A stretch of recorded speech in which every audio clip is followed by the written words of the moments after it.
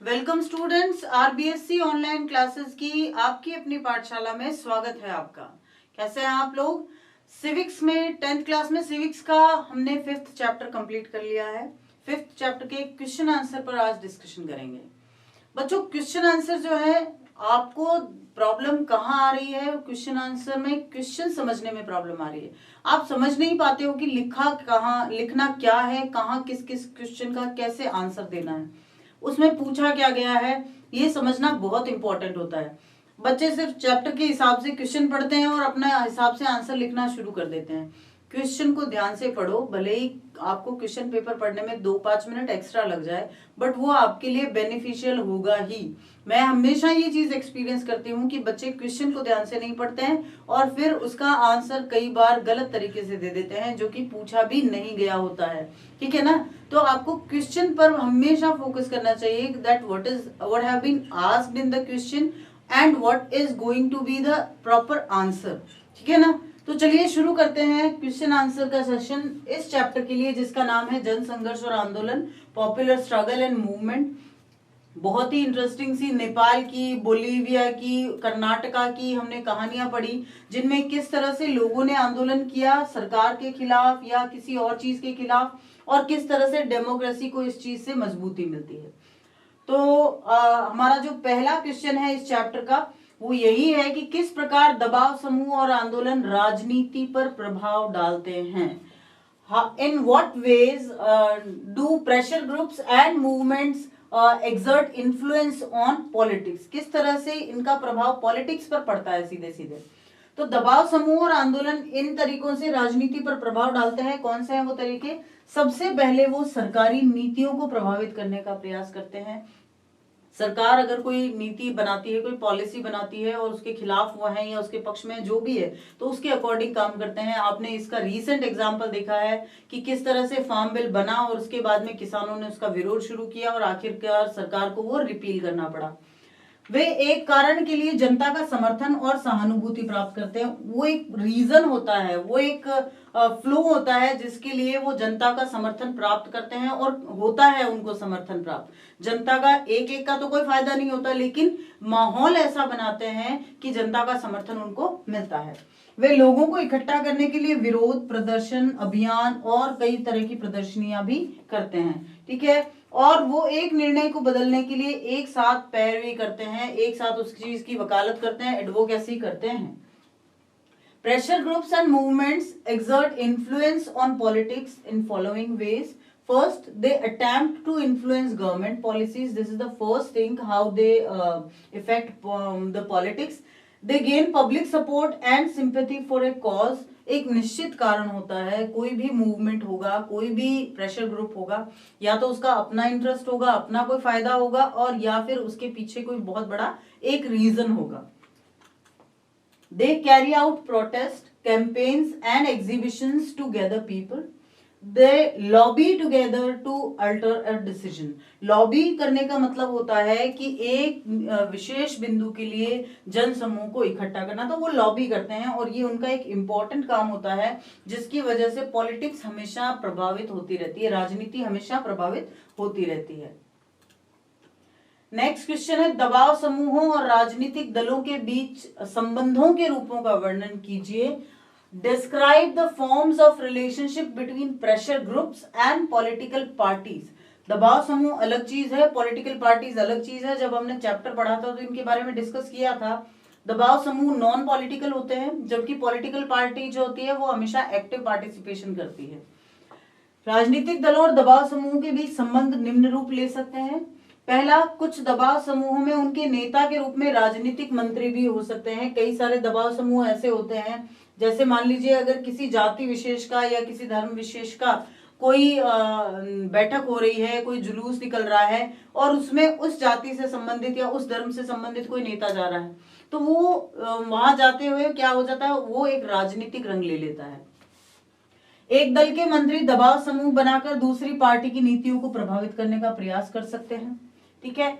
Some pressure groups can have political ministers as their leaders.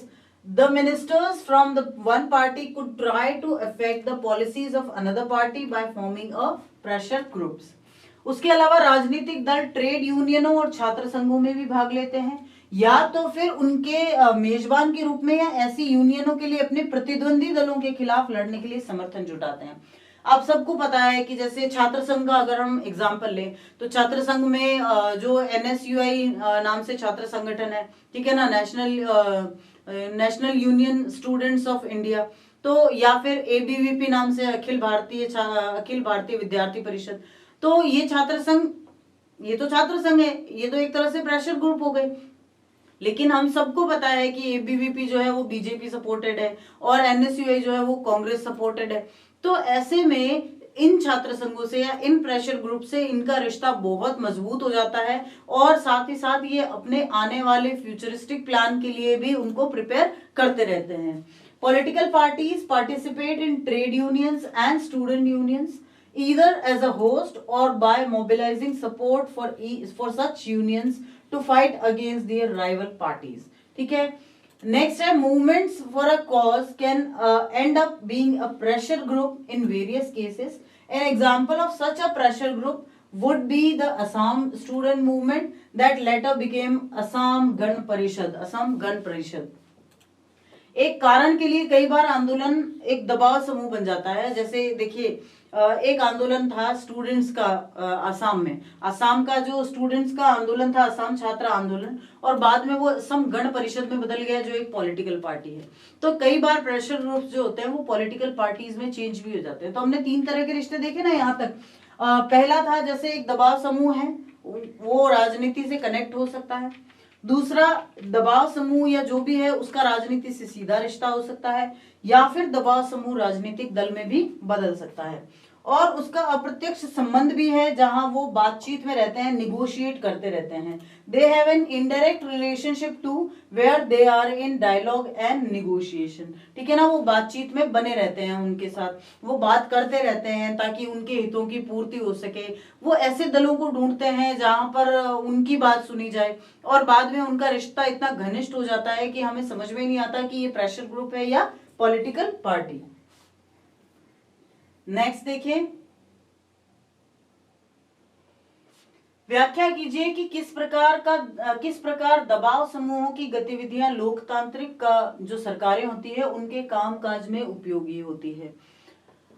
Explain how the activities of pressure groups are useful in the functioning of a democratic government. अब दबाव समूह तो हमने अभी देखा कि political तो बिल्कुल ही नहीं है, वो तो पॉलिटिक्स, एक्टिव पॉलिटिक्स में पार्टिसिपेट करते ही नहीं है।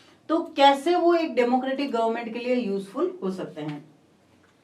दबाव समूह के नेतृत्व वाली गतिविधियां सरकार को देश के लिए उनके द्वारा प्रस्तावित नीतियों और कामों पर पुनर्विचार करने के लिए प्रेरित करती हैं।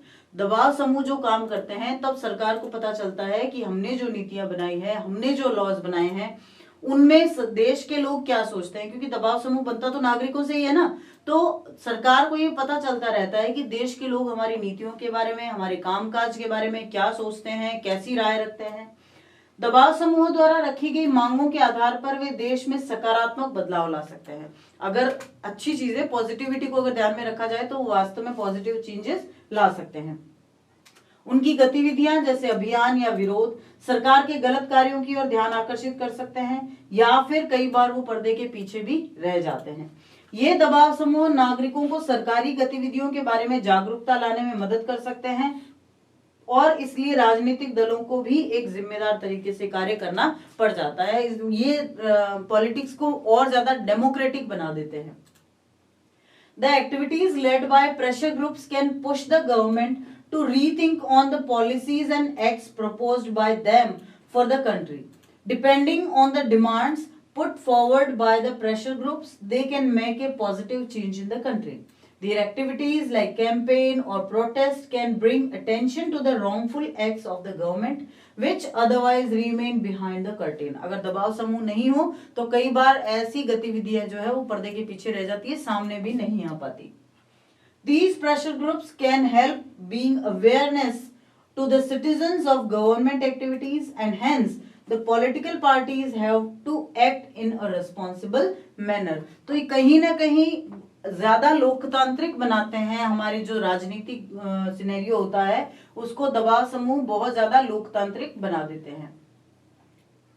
नेक्स्ट है एक दबाव समूह क्या होता है, इसके कोई उदाहरण दीजिए। What is a pressure group, give an example.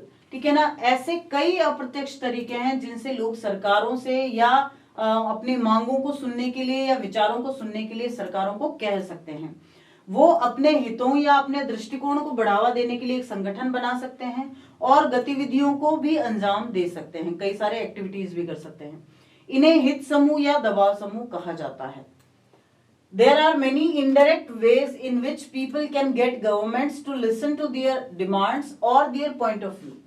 They could do so by forming an organization and undertaking activities to promote their interests or their viewpoints. These are called interest groups or pressure groups. Example इसका दिया जा सकता है किसान संगठन, भारतीय किसान संघ और Akhil Bharatiya Trade Union Congress. Farmers organization, Bharatiya Kisan Union and All India Trade Union Congress can be given as example. तो दबाव समूह जो होते हैं ना, वो राजनीति के बहुत महत्वपूर्ण हिस्सा होते हैं। ये दबाव समूह मोस्टली क्या करते हैं, मोस्टली ये पॉलिटिकल पार्टीज को बताते हैं कि उन्होंने जो काम किया, political parties as in government, सरकार को बताते हैं कि उन्होंने जो काम किया है वो कहां तक जनता से रिलेट कर रहा है और कहां तक नहीं कर रहा। नेक्स्ट, ऐसे संगठन जो विशिष्ट सामाजिक वर्गों जैसे कि श्रमिकों, कर्मचारियों, शिक्षकों और वकीलों के हितों को बढ़ावा देने की गतिविधियां करते हैं, उनको क्या कहते हैं, उनको कहते हैं अनुभागीय हित समूह, या इसको जो है अगर सिंपल लैंग्वेज में कहें तो इसको वर्गीय हित समूह भी कहा जाता है, जो किसी एक खास वर्ग से रिलेट करता है, दूसरे वर्ग से इसका कोई ज्यादा लेना देना नहीं होता, तो इसको अनुभागीय हित समूह कहा जाता है।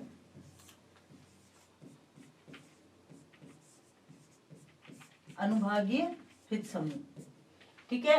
Organizations that undertake activities to promote their interests of specific social sections such as workers, employees, teachers and lawyers are called as sectional interest group.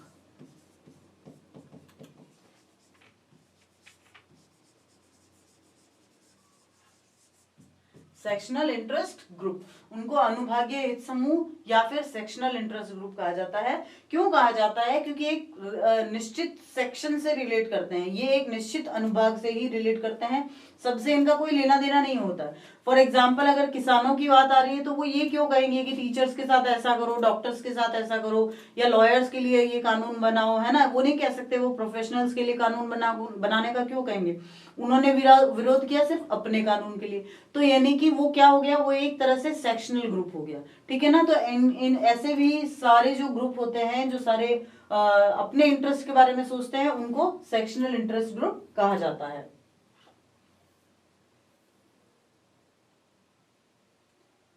Next question जो बहुत इंपॉर्टेंट है, you can mark it important right now, कि इनमें से कौन सी विशेषता है जो एक दबाव समूह को राजनीतिक दल से अलग करती है, ठीक है ना। ऐसी कौन सी चीज है राजनीतिक दल में नहीं होती लेकिन दबाव समूह में होती है?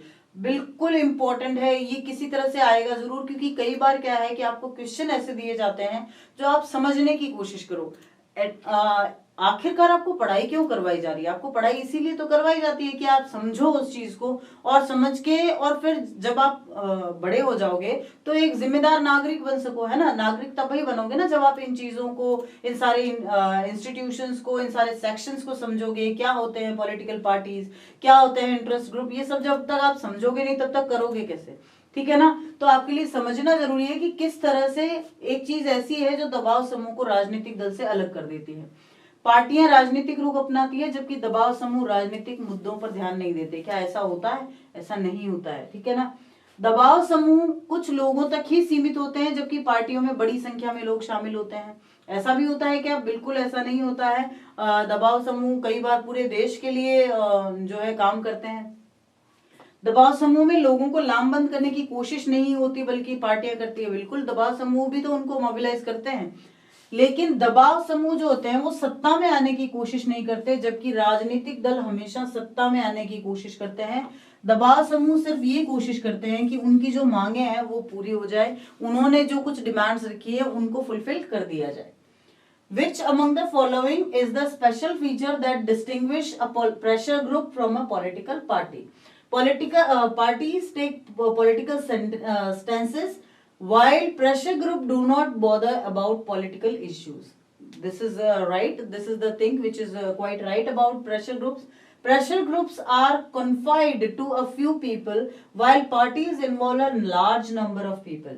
Pressure groups do not seek to mobilize people while parties do. ठीक है ना? लेकिन जो चीज प्रेशर ग्रुप्स को पॉलिटिकल पार्टी से अलग करती है वो क्या है? Pressure groups do not seek to get into power while political parties do. So this is the right answer. C is the right answer कि pressure groups जो होते हैं वो कभी भी political power gain करने की कोशिश नहीं करते, जबकि political parties हमेशा power gain करने की कोशिश करते हैं. नेक्स्ट, ये क्वेश्चन यहाँ तक तो थे आपके एनसीईआरटी से रिलेट करते हुए. एनसीईआरटी में जो क्वेश्चन दिए हुए ना, उनमें जो इंपॉर्टेंट क्वेश्चन आपके एग्जाम के लिहाज से हैं वो सारे क्वेश्चन थे. Now we going to read some more important question, specially some short answer kind of questions, क्योंकि छोटे क्वेश्चंस जो है ना वो आपको कहीं ना कहीं ज्यादा परेशान करने लग पड़ते हैं. तो पहला क्वेश्चन है, नेपाल में लोकतंत्र के लिए आंदोलन कब चलाया गया और इसका उद्देश्य क्या था? सिंपल सा क्वेश्चन है लेकिन बच्चे याद नहीं करते हैं. नेपाल में लोकतंत्र के लिए आंदोलन अप्रैल 2006 में आयोजित किया गया था और इसका उद्देश्य था लोकतंत्र को बहाल करना. When was the movement of democracy in Nepal conducted and what was its aim? So the movement for democracy in Nepal was conducted in April 2006. Its aim was to restore democracy in Nepal. Restore करना, देखो ये नहीं है कि establish करना, ये कहीं नहीं पढ़ेंगे आपके नेपाल में डेमोक्रेसी एस्टैब्लिश करने के लिए. नेपाल में डेमोक्रेसी को रीस्टोर करने के लिए. रीस्टोर क्यों किया गया? क्योंकि ऑलरेडी 1990 के बाद नेपाल में डेमोक्रेसी एस्टैब्लिश हो चुकी थी, but the king was not ready to abandon all his powers to the democratic government. That's why restoration की जरूरत पड़ी थी वहां पर. दूसरा क्वेश्चन है, 1990 में लोकतंत्र की स्थापना के बाद राजा की क्या स्थिति रह गई थी नेपाल में? What was the position of the king after democracy was established in 1990? तो इसका आंसर ये देंगे कि यद्यपि राजा औपचारिक रूप से राज्य का मुखिया तो अभी भी था, लेकिन वास्तविक शक्ति का प्रयोग लोकप्रिय रूप से निर्वाचित प्रतिनिधियों द्वारा किया जाता था. Although the king formally remained the head of the state, the real power was exercised by the popularly elected representatives. तो ये कब हुआ? ये 1990 में, जब थर्ड वेव जिसको हम कहते हैं ना सॉरी, थर्ड वेव में जिस तरह से लोकतंत्र की स्थापना हुई नेपाल में, उसके बाद की स्थिति है. नेक्स्ट, बहुत इंपॉर्टेंट क्वेश्चन है, माओवादी कौन थे? बच्चे समझते नहीं हैं, फिर लिख नहीं पाते हैं, फिर क्वेश्चन आता है तो अरे ये तो हमें पढ़ाया ही नहीं गया. तो ऐसा आपको बिल्कुल नहीं करना है. I have already told you this kind of thing that what was the Maoist, और अभी मैं क्वेश्चन के रूप में आपको प्रॉपर एक डेफिनेशन के साथ बता रही हूँ. माओवादी कौन थे? Who were Maoists? माओवादी वो कम्युनिस्ट हैं जो चीनी क्रांति के नेता माओ की विचारधारा को मानते हैं. वो एक सशस्त्र क्रांति के माध्यम से सरकार को उखाड़ फेंकना चाहते हैं ताकि किसानों और श्रमिकों का शासन स्थापित किया जा सके. ठीक है. Maoists are those communists who believe in the ideology of Mao, the leader of the Chinese Revolution. They seek to overthrow the government through an armed revolution so as to establish the rule of the peasants and workers. ठीक है ना. ये proper जिसको हम कहते हैं definition है Maoist की, कि माओवादी वो कम्युनिस्ट हैं जो चीन क्रांति के नेता माओ की विचारधारा को मानते हैं. वो एक सशस्त्र क्रांति के माध्यम से सरकार को उखाड़ फेंकना चाहते हैं ताकि किसानों और श्रमिकों का शासन स्थापित किया जा सके. ठीक है. नेक्स्ट क्वेश्चन है, नेपाल में एसपीए क्या था? व्हाट वाज एसपीए इन नेपाल? तो पहले तो आप इसकी फुल फॉर्म लिखेंगे, 7 पार्टी अलायंस. एसपीए नेपाल की संसद में सभी प्रमुख राजनीतिक दलों का एक 7 पार्टी अलायंस था. SPA was 7 party alliance of all the major political parties in the parliament of Nepal. Next, Bolivia कहाँ है और उस देश में आंदोलन क्यों किया गया था? Where is Bolivia situated? What was the cause of movement in that country? तो इसका सीधा सा आंसर है बोलीविया लैटिन अमेरिका का एक गरीब देश है. लैटिन अमेरिका या दक्षिणी अमेरिका को भी कहा जाता है. यूएसए के नीचे की तरफ जो देश है उनको लैटिन अमेरिकी कंट्रीज कहा जाता है. आंदोलन का कारण ये था कि विश्व बैंक के दबाव में सरकार ने कोचाबाम्बा शहर के लिए पानी की आपूर्ति के अधिकारों को एक बहुराष्ट्रीय कंपनी को बेच दिया, जिसकी वजह से पानी के दामों में 4 गुना वृद्धि हो गई थी। Bolivia is a poor country in Latin America. The cause of the movement was that under the pressure of World Bank, the government sold the rights of water supply for the city of Cochabamba to a multinational company which increased the rate of water by 4 times. ठीक है ना। Next question है फेडेकोर क्या था। तो आपके chapter में ये टर्म्स आए हुए हैं, लेकिन आप क्या करते हो, इनको इग्नोर कर देते हो। ठीक है ना। हाँ देखेंगे ये टर्म्स कई बार इंपॉर्टेंट क्वेश्चंस के रूप में सामने आ जाते हैं। तो फेडेकोर क्या था। फेडेकोर एक ऐसा संगठन था जिसमें इंजीनियर्स और पर्यावरणविदों सहित स्थानीय पेशेवर भी शामिल थे। What was FEDECOR. FEDECOR was an organisation comprising of local professionals including engineers and environmentalists. ठीक है ना। सिंपल सा इसका डेफिनेशन है, the FEDECOR was an organisation comprising of local professionals including engineers and environmentalists. तो वो क्या था, वो था फेडेकोर। नेक्स्ट, बोलीविया के लोगों के संघर्ष का परिणाम क्या रहा। ठीक है ना। बोलीविया के लोगों ने जो स्ट्रगल किया उससे क्या परिणाम निकला। What was the outcome of struggle of people in Bolivia. MNC के साथ ठेका जो पानी का दिया गया था उसको रद्द करके नगर पालिका को पुरानी दरों पर जलापूर्ति बहाल कर दी गई। The contract with the MNC was cancelled and water supply was restored to the municipality at old rates. ये उसका परिणाम निकला। ठीक है। अगला क्वेश्चन बहुत इंपॉर्टेंट है। नेपाल और बोलीविया के आंदोलन हमें क्या बताते हैं। नेपाल और बोलीविया के आंदोलन हमें बताते हैं कि वो कई अप्रत्यक्ष तरीके हैं जिनसे लोग अपनी मांगों या दृष्टिकोण को सुनने के लिए सरकारों को मजबूर कर सकते हैं।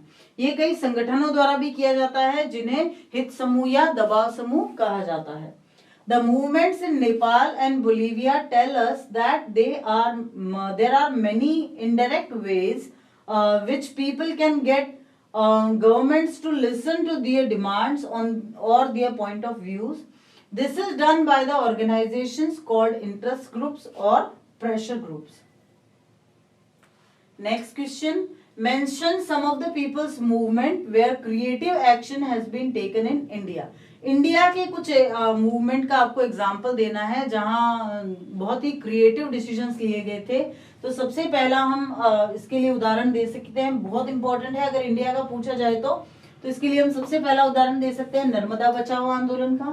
Then we can say movement for right to information, anti liquor movement, women's movement and environmental movement. इन सब का एग्जाम्पल हम दे सकते हैं। कुछ ऐसे जन आंदोलनों का उल्लेख कीजिए जिनमें भारत में सामूहिक कार्यवाही की गई थी। ठीक है। तो जैसे नर्मदा बचाओ आंदोलन, ये शुरू तो हुआ था कि नर्मदा नदी पर एक बांध बन रहा था गुजरात में, सरदार सरोवर बांध, और वहां से बड़ी मात्रा में जो है विस्थापित किए गए लोग, डिस्प्लेसमेंट हुआ। डिस्प्लेसमेंट के विरुद्ध एक छोटे से कॉज के लिए ये आंदोलन शुरू हुआ, लेकिन ये वहां तक रुका नहीं, बल्कि उसके बाद में इसका जो दायरा है वो बढ़ता ही चला गया। आज भी ये आंदोलन चल रहा है। ये सारे मल्टीपर्पज प्रोजेक्ट्स के खिलाफ चल रहा है कि इस तरह की बहुउद्देशीय परियोजनाओं से लाभ कुछ हो ना हो, नुकसान बहुत हो रहा है हमारे पर्यावरण को, लोगों को, कल्चर को, ट्रेडिशंस को, और साथ ही साथ हमारी कंट्री को भी। ठीक है ना। तो ये नर्मदा बचाओ आंदोलन, उसके बाद सूचना के अधिकार के लिए आंदोलन, शराब विरोधी आंदोलन, महिला आंदोलन और पर्यावरण आंदोलन। नेक्स्ट क्वेश्चन है अनुभागीय हित समूह और जनहित समूहों के बीच अंतर बताइए। Differentiate between sectional interest group and public interest groups. तो इनके बीच अंतर क्या है। अनुभागीय हित समूह जो होते हैं वो किसी विशेष वर्ग या समूह के हितों को बढ़ावा देते हैं, जैसे कि वकीलों का ग्रुप है, डॉक्टर्स का ग्रुप है, या पेशेवर लोगों का ग्रुप है। लेकिन जनहित समूह जो होते हैं वो चुनिंदा अच्छे के बजाय सामूहिक को बढ़ावा देते हैं, यानी वो कुछ एक ग्रुप्स के इंटरेस्ट के बजाय सामूहिक हित को बढ़ावा देते हैं। उनका उद्देश्य स्वयं के सदस्यों के अलावा अन्य समूहों को भी सहायता करना होता है, जैसे कि बामसेफ। बामसेफ क्या है। बामसेफ का मतलब होता है पिछड़ा और अल्पसंख्यक समुदाय कर्मचारी संघ। Sectional interest groups promote the interest of a particular section or group of society For example, professional body of lawyers, doctors, etc.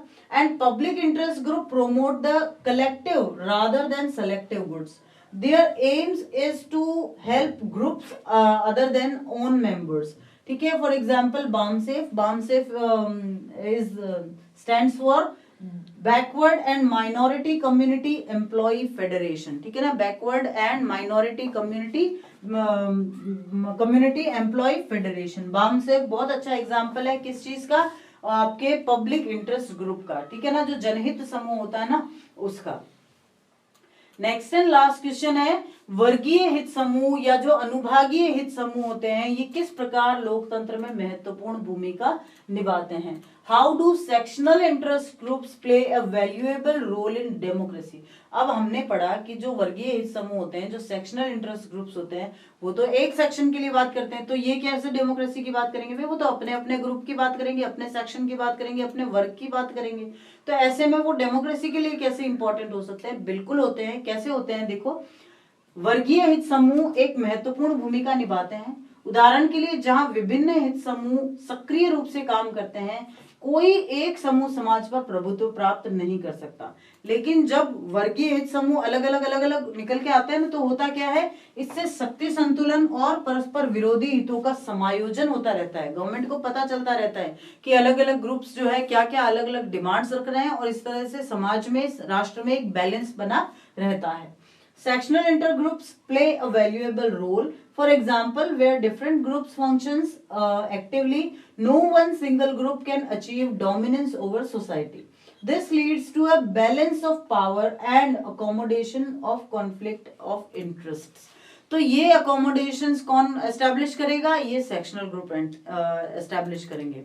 तो आपने पढ़े क्वेश्चन आंसर. देखो बच्चों, क्वेश्चन आंसर इंपॉर्टेंट है क्योंकि इन्हीं से आपको मार्क्स मिलते हैं. लेकिन आप बिल्कुल भी बुक को भूल नहीं जाना. आपको एक बार बुक का जो चैप्टर है वो जरूर पढ़ना है. सारे फैक्ट्स येट हमने आपके जब वीडियोस बनाए हैं चैप्टर के, तो सारे फैक्ट्स उसमें शामिल कर लिए हैं. तो उन फैक्ट्स को आपको बिल्कुल मगअप कर लेना है, अपने दिमाग में रखना है. क्योंकि जो ऑब्जेक्टिव टाइप क्वेश्चन आते हैं, वन लाइनर्स आते हैं, जो फिल इन द ब्लैंक्स आते हैं, उनमें किसी भी तरह के क्वेश्चन आ सकते हैं. So you have to be prepare for all kind of situations, all kind of questions, so that no circumstances can affect you. ठीक है ना, तो तैयार होते रहो. और अब तो दिन बचे हैं, महीने भी नहीं बचे, दिन बचे हैं आपके एग्जाम में.